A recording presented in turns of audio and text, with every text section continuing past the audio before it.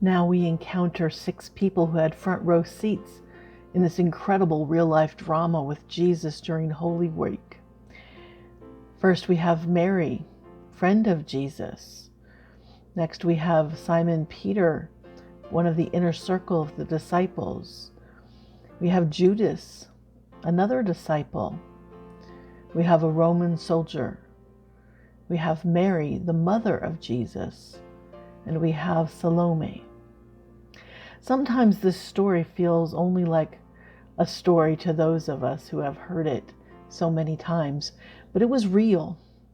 It was painful and rich and life-changing for generations and generations of Christians after it, but how much more so for those who lived then and loved this man named Jesus. 6 weeks ago, we found Jesus wrestling with his calling. These people perhaps found their place in the world, their true calling, as a result of a walk in the wilderness of life.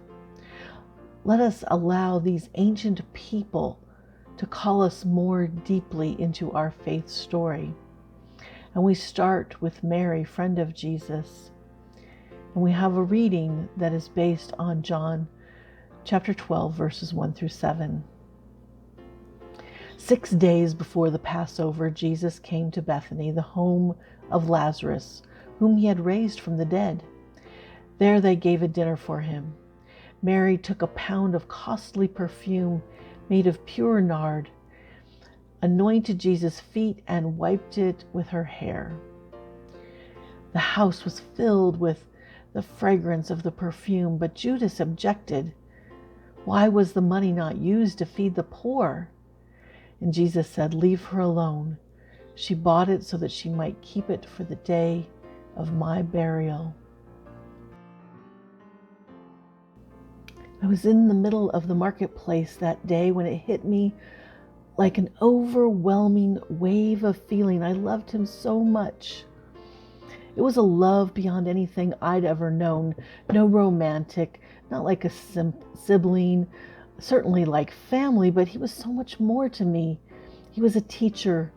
He was a priest. He was a wise one. He was hope itself.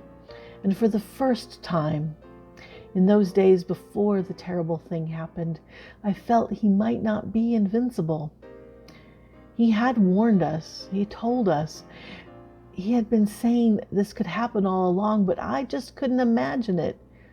He was so eternal, it seemed.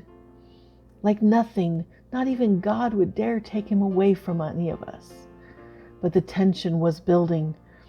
I will beg him, I thought, not to go to Jerusalem, just to go back to Galilee, go to the hills, go to Nazareth, go anywhere but Jerusalem right now. But even as I thought it to myself, I knew that he wouldn't go.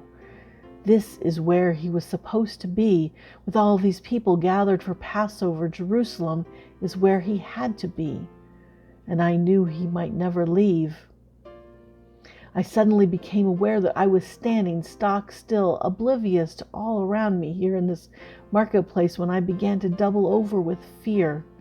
But just as I did, my eyes came to rest on the stall on my right. A jar, a most beautiful jar of anointing oil.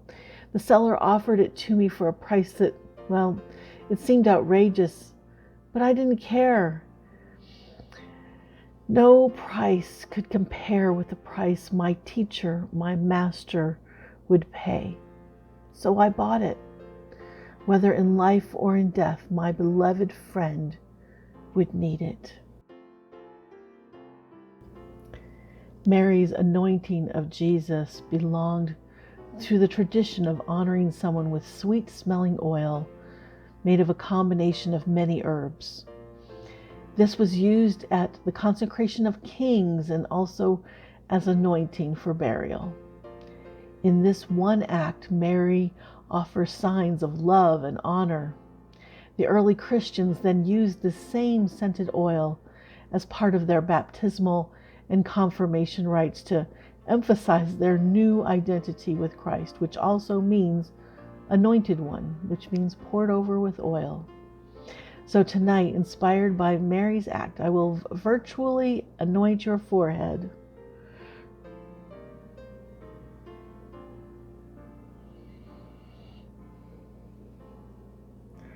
As those early Christians did with the sign of the cross and the words, "You are God's beloved child."